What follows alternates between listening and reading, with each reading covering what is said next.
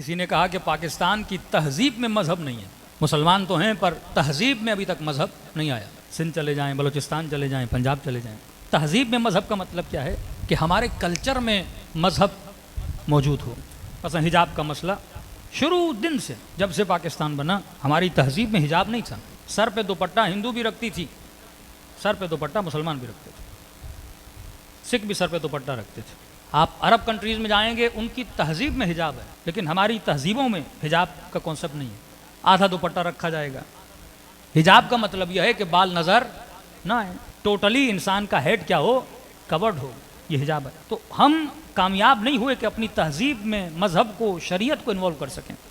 ہاں، کچھ خاص طبقے تھے، تبلیغی طبقے، نظریاتی تنظیمیں، کسی تنظیم نے ایک جتھا بنا دیا، مدرسے کھول دیے، وہ طبقہ دیندار بنا۔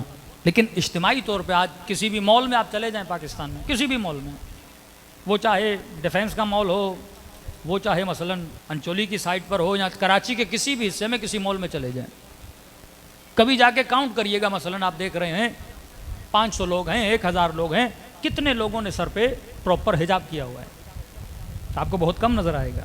تو جن قوموں کی تہذیب میں مذہب نہ ہو، مذہب انسان کو بیداری دیتا ہے، مذہب انسان کے اندر مذہبی غیرت کو پیدا کرتا ہے، اور جب غیرت مذہبی انسان کی ختم ہو جاتی ہے، پھر بے دینی پہ انسان آواز کو بلند نہیں کرتا۔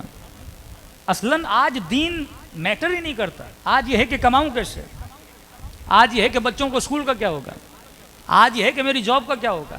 مطلب ایک چیز میری پرائیورٹی ہے ہی نہیں۔ ایک مومن بندہ، متقی پرہیزگار جوان تھا، ایج کافی بڑھ گئی، ہم نے کہا اب شادی کیوں نہیں کر رہے؟ کہ مولانا ابھی تک کم از کم 15 رشتے دیکھ کے آئے ہوں۔ میں نے کہا پھر رشتہ ہوا کیوں نہیں؟ کہ یہی کہہ کے مجھے جواب دے دیا کہ آپ کے یہاں حجاب کی بڑی سختی، ہم بیٹی وہاں نہیں دیں گے۔ ہاں، اگر بیٹی دیں گے تو ہم اس فیملی میں دیتے ہیں تھوڑے سے کنزرویٹو نہ ہوں، اوپن مائنڈڈ ہوں، پتہ نہیں سرجریاں کر کے لوگوں کے دماغ کھل گئے ہیں۔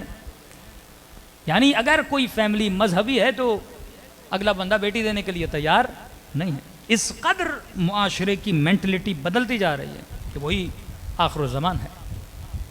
اور ان آل اگر پوری قوم کو دیکھا جائے تو ہمارے یہاں ظلم کے خلاف آواز اٹھانے کا کوئی ایک بھی آپ کے یہاں کوئی مومنٹ نہیں ملتی، ایک بھی ریولیوشن اس ملک میں نہیں ملتی 70 سال میں کہ آپ لوگ نکلے ہوں، مثلا مہنگائی کے خلاف کوئی 10 لاکھ 20 لاکھ لوگ نکلے ہوں۔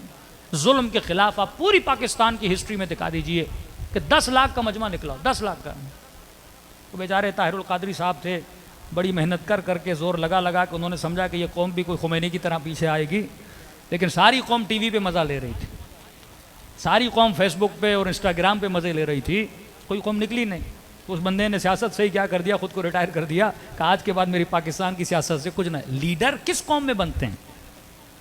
جن قوموں میں جذبہ ہوتا ہے، جو اپنے حق کے لیے باہر نکلتی ہیں۔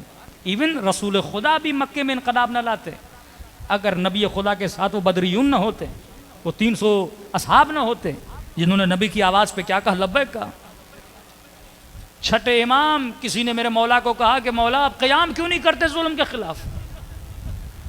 امام نے فرمایا ساتھی نہیں ہے میرے پاس۔ صحابی کہنے لگا مولا آپ کیسی باتیں کر رہے ہیں، اگر آپ آج آواز اٹھائیں میرا پورا گاؤں آپ کے پیچھے ہے۔ امام نے کہا پورا گاؤں کا، پورے گاؤں کی بات کریں مولا، گرد و نواح میں اور بھی 4-5 گاؤں ہیں، وہ بھی آپ کے پیچھے ہیں۔ امام نے کہا 4-5 گاؤں؟ بولا آپ 4-5 گاؤں کی باتیں کر رہے ہیں، اس نے 8-10 شہروں کے اور نام لے لیے۔ امام نے کہا اتنے میرے پیچھے کا؟ مولا آپ ایسی عجیب باتیں کر رہے ہیں، اگر آج آپ آواز بلند کریں کہ پوری دنیا میں جتنے مسلمان ہیں آدھے سے زیادہ آپ کے پیچھے ہوں گے۔ کہتے چھٹے امام کے چہرے پہ ہلکی سی مسکان آئی۔ وہاں پہ ایک چرواہا بکریوں کو چروا رہا تھا۔ امام نے کہا اس بکریوں کے ریوڑ میں کتنی بکریاں ہوں گی؟ اس نے کہا مولا ہوں گی کوئی 100-200۔ امام نے کہا اگر اتنے بھی میرے پاس ہوتے، ایک ریوڑ 20 بکریوں کا، امام نے کہا اس ایک ریوڑ جتنے بھی میرے پاس اصحاب ہوتے، میں ظلم کے خلاف آواز بلند کرنے کے لیے تیار ہوتا۔ اور فرمایا ہم اماموں میں، 11 امام تک، ہم اماموں میں جتنے مخلص اصحاب میرے جد حسین کو ملے کسی کو نہیں ملے۔ آپ امیر المومنین کے اصحاب گنیں گے انگلیوں پہ ختم ہو جاتے ہیں، 8-9 سے زیادہ آپ نہیں بڑھ پائیں گے۔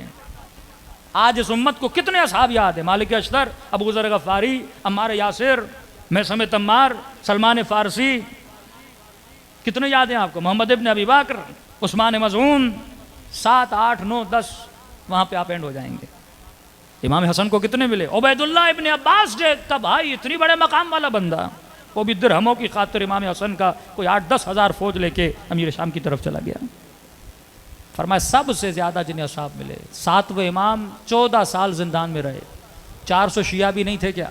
آپ کو پتا ہو کہ میرا مولا زندان میں ہے، تھے لیکن ڈھیٹ لوگ تھے، یہ جذبہ نہیں تھا کہ ظلم کے خلاف آواز کو بلند کریں۔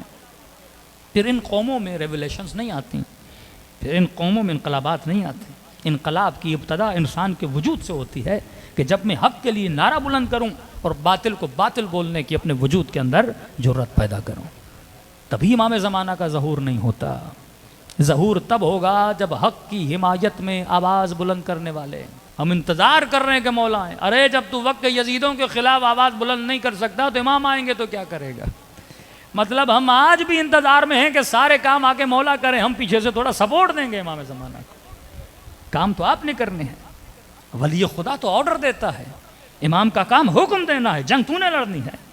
امام کا کام آرڈر دینا ہے کہ اللہ زمین پہ آیا آج تک، اللہ نے حکم دیا کہ نماز پڑھو، اللہ نے حکم دیا کہ روزہ رکھو، اللہ نے حکم دیا کہ حرام نہ کھاؤ، اللہ نے حکم دیا کہ رشوت خوری نہ کرو، یہ حکم خدا ہے۔ یہ تو نہیں کہ پروردگار عالم میرے سامنے ایک وجود لے کر آ جائے اور بولے کہ یہ کرو تو میں اس اللہ کے بائی فورس وہ کام کروں گا، نہیں، حکومت خدا کا۔ اسی طرح امام زمانہ ہے، امام کا ظہور تب ہوگا جب انسان کے وجود میں یہ جرت پیدا ہو، اور آج یہ جرت پیدا ہو۔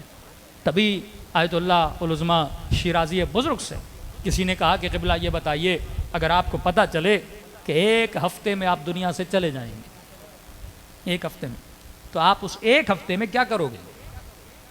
تو پوچھنے والا اس انتظار میں تھا کہ قبلہ کہیں گے اس 1 ہفتے میں نماز شب پڑھوں گا، اس 1 ہفتے میں مثلاً قرآن پڑھوں گا، اس 1 ہفتے میں قضا نمازیں پڑھوں گا، اس 1 ہفتے میں مثلاً خیر و خیرات کروں گا، اس 1 ہفتے میں لوگوں سے معافیا مانگوں گا، اس 1 ہفتے میں اللہ کی زیادہ سے زیادہ عبادت کروں گا۔ لیکن انہوں نے بڑا سمپل سا جواب دیا کہ میرے لال کیا پوچھا کہ قبلہ اگر آپ کو پتہ چلے زندگی کا 1 ہفتہ باقی ہے تو آپ کیا کریں گے؟ کہ میرے لال میں وہی کروں گا جو آج تک کرتا ہوا رہا تھا۔ مطلب ہم موت کا انتظار نہیں کرتے کہ پتہ چلے کب آئے گی پھر ہم اللہ کی عبادت کریں۔ کہا میں اپنی زندگی کا ہر دن ایسے گزار رہا ہوں جیسے میں نے کل دنیا سے چلے جانا ہے، کیونکہ موت فجأتاً آتی ہے، بتا کے نہیں آتی۔ یہ ہم بہت سنتے تھے کہ ہر مرنے والے کو 3 دن پہلے پتہ چل جاتا ہے، نہیں جناب، کسی کو پتہ نہیں چلتا، کسی کو پتہ نہیں چلتا کہ موت کب آئے گی۔